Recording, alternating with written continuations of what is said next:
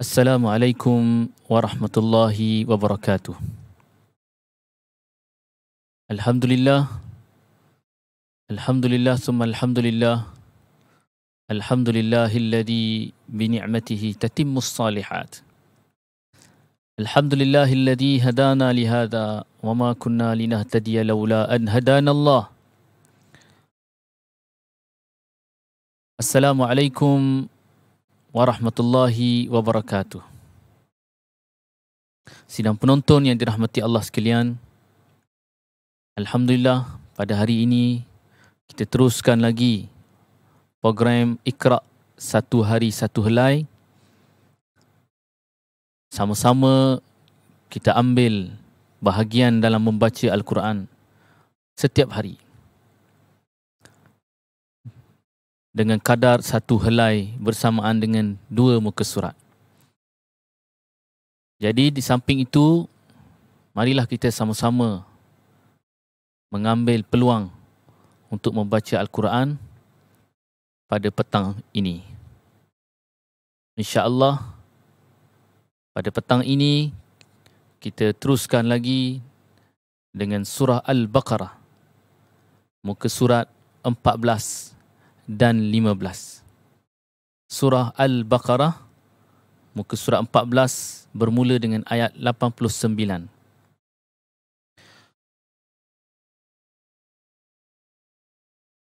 Yang mana muka surat ini masih lagi dengan kisah-kisah berkenaan dengan pembunuhan, iaitu membunuh adalah satu dosa yang besar.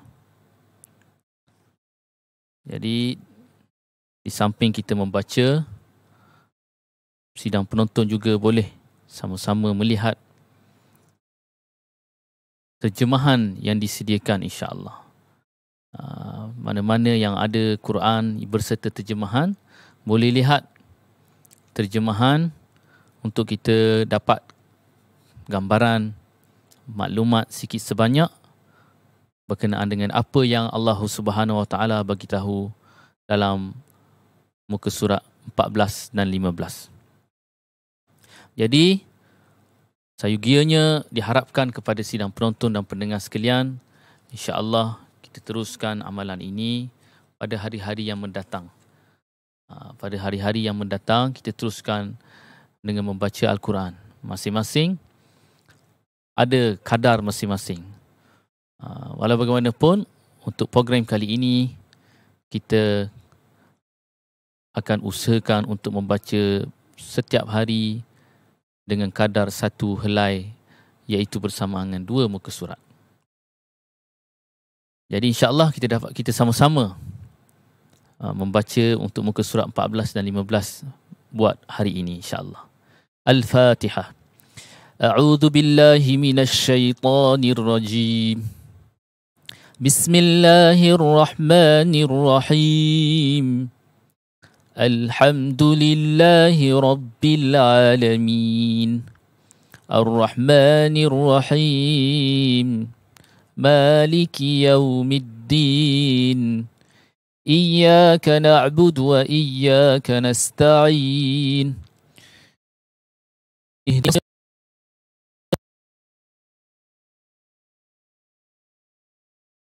alaihim ghairil maghdubi alaihim waladdallin.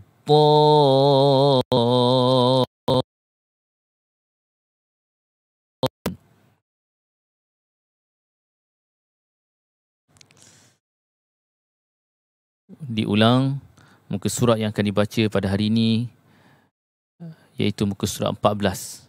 Surah Al-Baqarah, muka surat 14 dan muka surat 15. Safhah 14 wa 15. Safhah 14 wa 15. Page 14 and 15. A'udzu billahi minasy syaithanir rajim. ولما جاءهم كتاب من عند الله مصدق لما معهم وكانوا من قبل يستفتحون على الذين كفروا فلما جاءهم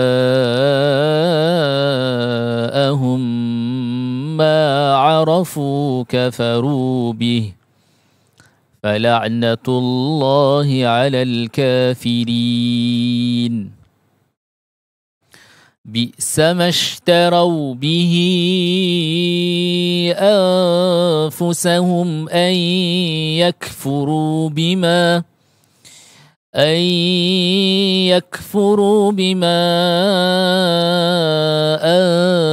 أنزل الله بغيا أن ينزل الله من فضله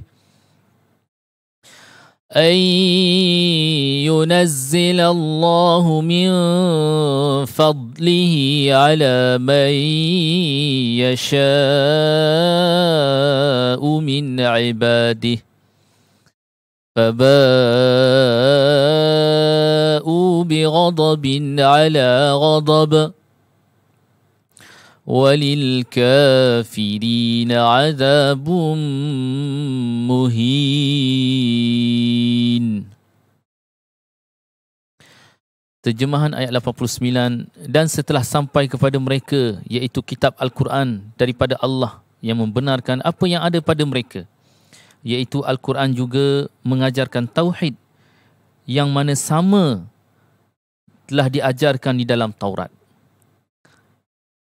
Tauhid yang diajar dalam Al-Quran sebenarnya sama seperti mana ajaran tauhid yang ada dalam Taurat. Begitu juga dengan kitab-kitab sebelumnya, Injil dan Zabur. Dan perkara ini sudah jelas bahawa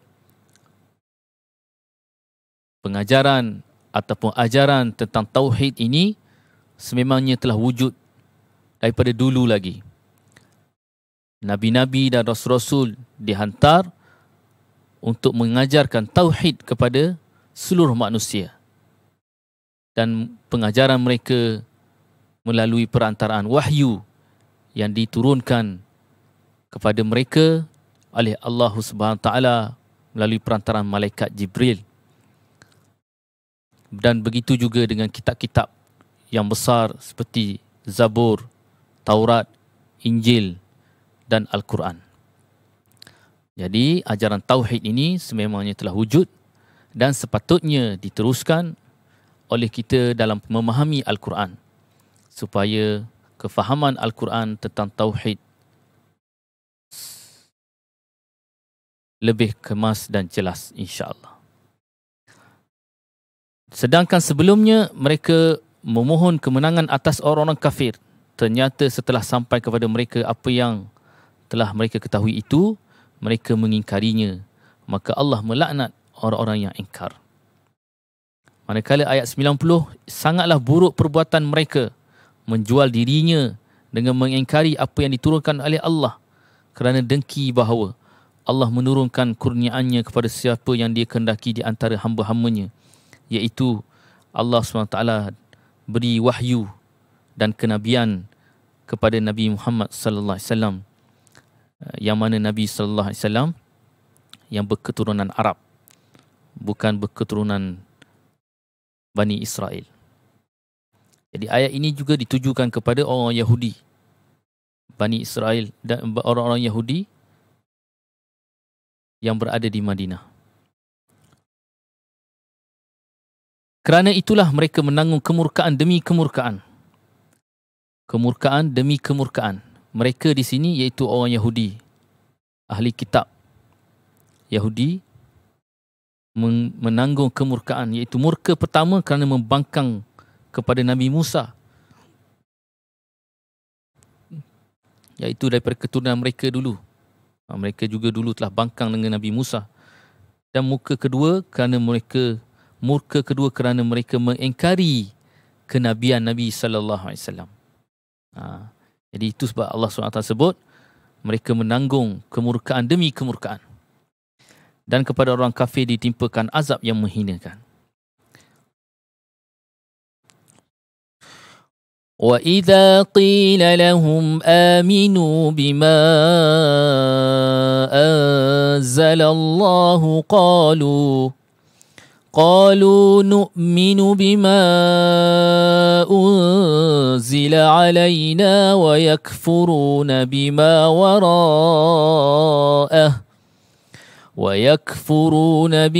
وراءه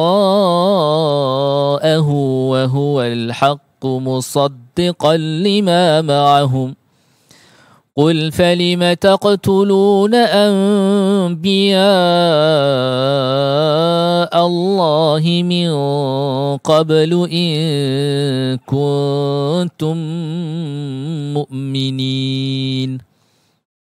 Dan apabila dikatakan kepada mereka, berimanlah kepada apa yang diturunkan oleh Allah, iaitu Al-Quran pada waktu itu,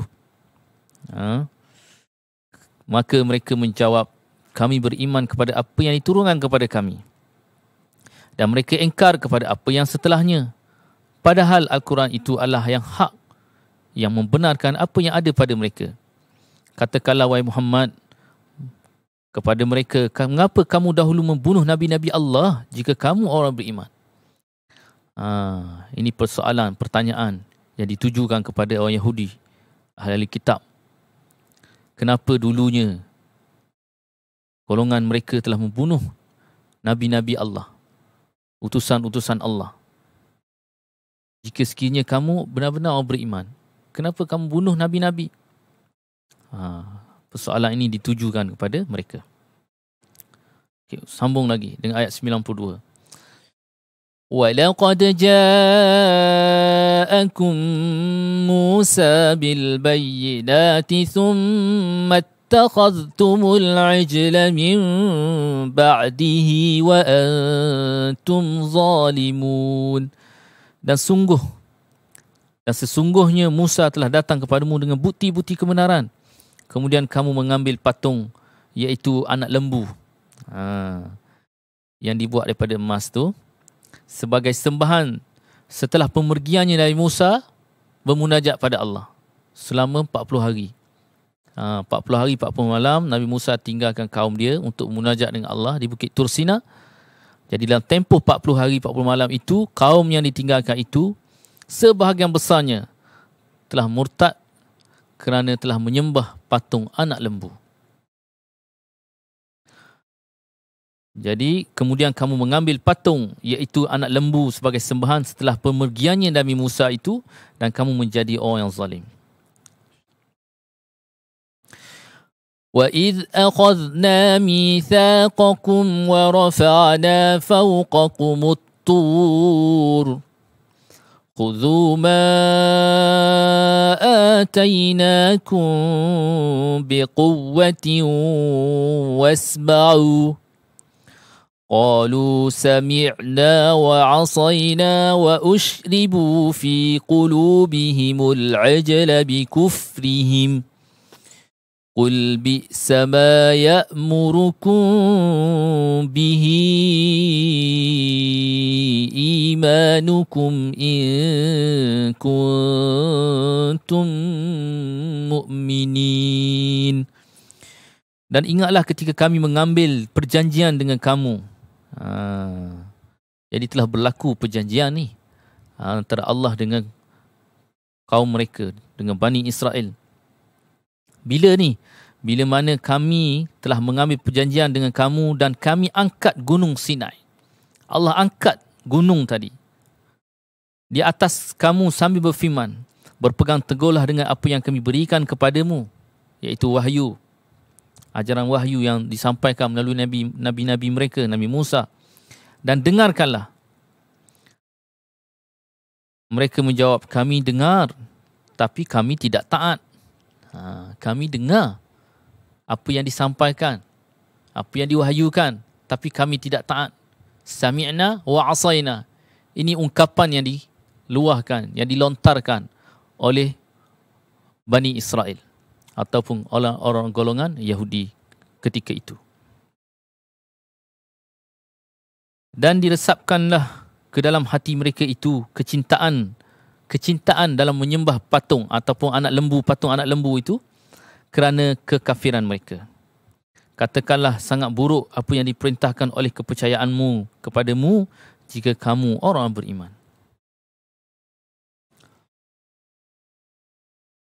قل إن كانت لكم الدار الآخرة عند الله خالصة من دون الناس فتمنوا الموت إن كنتم صادقين. Katakanlah wahai Muhammad kepada orang Yahudi, sekiranya syurga negeri akhirat itu di sisi Allah hanya istimewa buat kamu, sekiranya syurga yang di negeri akhirat itu di sisi Allah hanya istimewa buat kamu, buat orang Yahudi semata-mata, tanpa orang-orang lain, maka cubalah kamu mohon kematian. Supaya dimatikan sekarang juga jika betul kamu yang benar. Ini juga salah satu dalil menunjukkan bahawa orang Yahudi takut mati. Jadi kalau dakwaan kamu itu bahawa kamu je golongan yang Allah suka ataupun orang yang istimewa di sisi Allah, maka mintalah supaya kamu dimatikan. Sekarang juga, jika betul kamu ni orang yang golongan yang benar. وَلَنْ يَتَمَنَّوْهُ أَبَدًا بِمَا قَدَّمَتْ أَيْدِيهِمْ وَاللَّهُ عَلِيمٌ بِالظَّالِمِينَ. Tetapi mereka tidak akan menginginkan kematian itu. Tidak sekali-kali mereka, iaitu orang Yahudi ini, akan menginginkan kematian segera, sama sekali kerana dosa-dosa yang telah dilakukan dengan tangan-tangan mereka. Pendustaan demi pendustaan, penyelewengan demi penyelewengan yang telah mereka lakukan dalam agama. Maka dengan sebab itu mereka sekali-kali tidak mungkin untuk menginginkan kematian segera atas sebab dosa-dosa yang dilakukan oleh tangan-tangan mereka. Dan Allah Maha mengetahui orang-orang yang zalim. وَلَتَجِدَنَّهُمْ أَحْرَصَ النَّاسِ عَلَى حَيَاةٍ وَمِنَ الَّذِينَ أَشْرَكُوا يَوَدُّ أَحَدُهُمْ لَوْ يُعَمَّرُ أَلْفَ سَنَةٍ وَمَا هُوَ بِمُزَحْزِحِهِ مِنَ الْعَذَابِ أَنْ يُعَمَّرُ Wallahu basirun bima ya'malun. Dan sesungguhnya engkau, wahai Muhammad, akan mendapati mereka, iaitu orang Yahudi. Orang Yahudi ini manusia yang paling tamak akan kehidupan dunia. Ahrasan nas ala hayatin.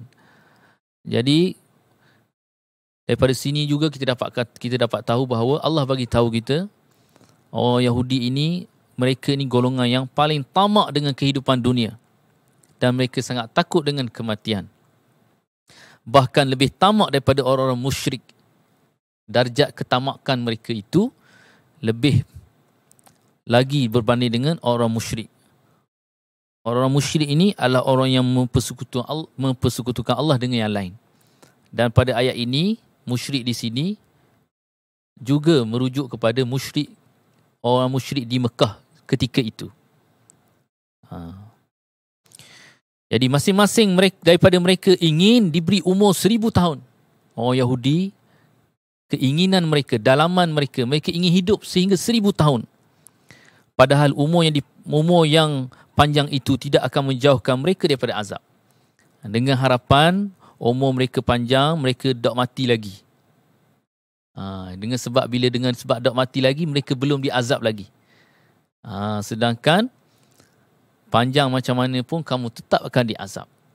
Sebab satu masa dunia akan hancur. Jadi masing-masing mereka ingin diberi umur 1000 tahun untuk hidup lama supaya mereka tidak diazab. Padahal umur yang panjang itu, panjang lagu mana pun umur, itu tidak akan menjamin mereka tidak diazab. Mereka tetap akan diazab. Dan Allah Maha melihat apa yang mereka lakukan.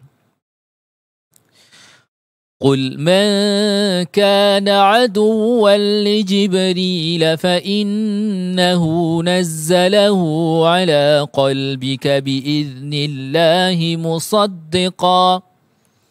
مصدقا لما بين يديه وهدى وبشرى للمؤمنين. Katakanlah wahai Muhammad, barang siapa yang menjadi musuh kepada Jibril, iaitu malaikat Jibril, maka ketahuilah bahawa dialah yang telah menurunkan Al-Quran, iaitu malaikat Jibril lah yang telah menurunkan Al-Quran ke dalam hatimu, iaitu ke dalam hati Nabi sallallahu alaihi wasallam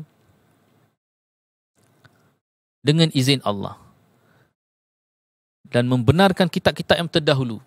Penurunan wahyu yang datang itu membenarkan kitab-kitab, kefahaman ajaran-ajaran terdahulu yang ada dalam kitab sebelum ini, iaitu Taurat, Zabur, Injil yang terdahulu, dan menjadi petunjuk serta berita gembira kepada orang beriman.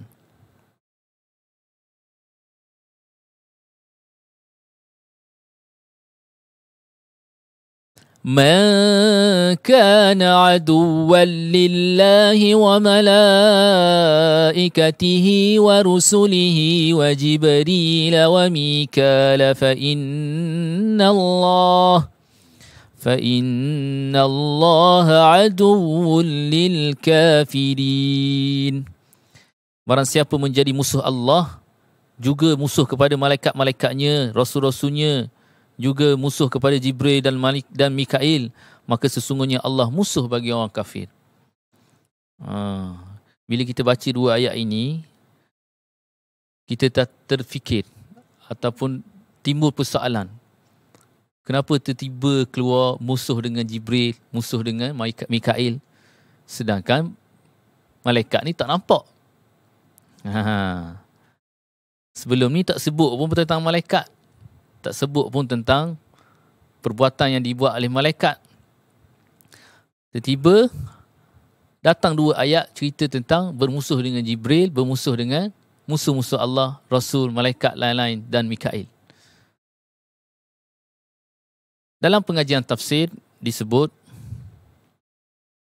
orang Yahudi mereka bermusuh dengan Jibril, ataupun mereka sendiri yang menjadikan Jibril sebagai musuh. Mereka sendiri yang declare, isytihar, mereka bermusuh dengan Jibril. Kerana Jibril lah, seolah-olahnya bagi pahaman mereka, malaikat Jibril lah penyebab mereka diazab, mereka dihina, mereka tidak mendapat kedudukan yang istimewa dan sebagainya. Habis itu kenapa Mikail pun ada. Mereka menyanjung malaikat Mikail kerana malaikat Mikail adalah malaikat yang ditugaskan untuk memberi rezeki. Jadi malaikat Mikail ni mereka suka. Mereka nak berbaik sebab malaikat Mikail lah yang akan bagi rezeki. Seperti mana kita faham, tugas malaikat Mikail ni, dia ni hanyalah menyampaikan rezeki, tetapi atas perintah Allah SWT. Tapi ini kefahaman yang ada pada orang Yahudi ketika itu. Jadi mereka cuba nak bermusuh dengan Jibril. Tapi Allah Ta'ala beritahu, memusuh dengan Jibril ke, dengan Nabi-Nabi ke, seolah bermusuh dengan Allah.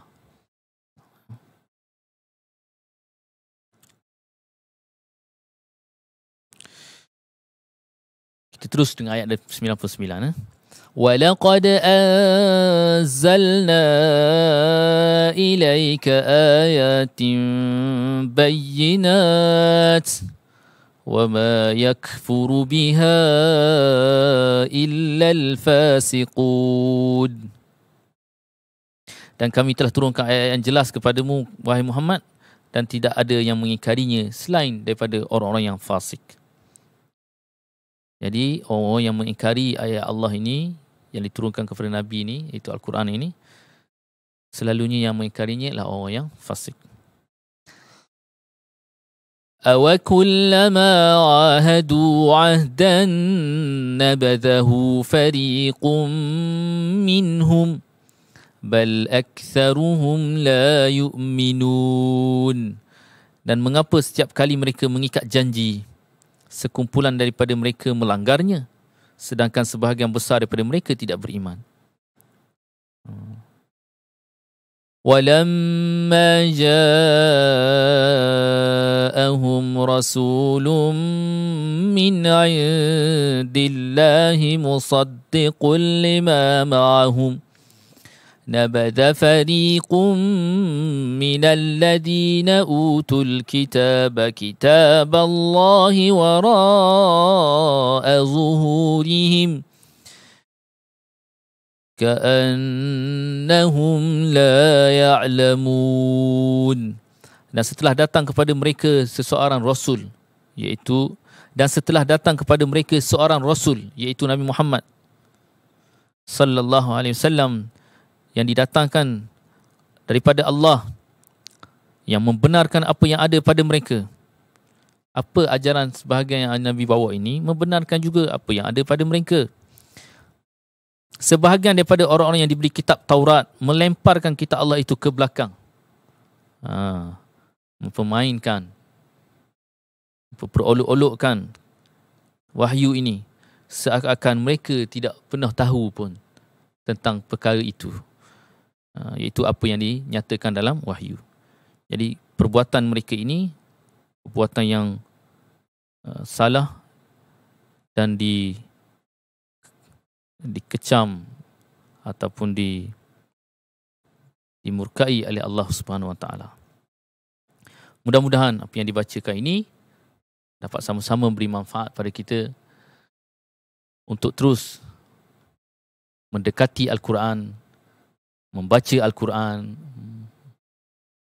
menghafal Al-Quran, iaitu kalamullah ini, dan juga menghayati, memahami makna-makna yang ada dalam Al-Quran. Kerana kefahaman ataupun pengetahuan tentang Al-Quran yang ada itu dalam Al-Quran itu adalah dituntut kerana dia adalah kalimah Allah ataupun perkataan Allah yang sepatutnya sayugianya kita sebagai hamba ambil tahu untuk perbekalan kita. Sadaqallahul azim. Alhamdulillahirabbil alamin. Allahumma salli ala Muhammad wa ala ali Muhammad. اللهم انفعنا بما علمتنا وعلمنا ما ينفعنا وزدنا علما والحمد لله على كل حال ونعوذ بالله من حال أهل النار. اللهم وفقنا لما تحب وترضى واجعل آخرتنا خيرا من الأولى. رضينا بالله ربا وبالإسلام دينا وبمحمد نبيا ورسولا برحمتك يا أرحم الراحمين والحمد لله رب العالمين. السلام عليكم ورحمة الله وبركاته.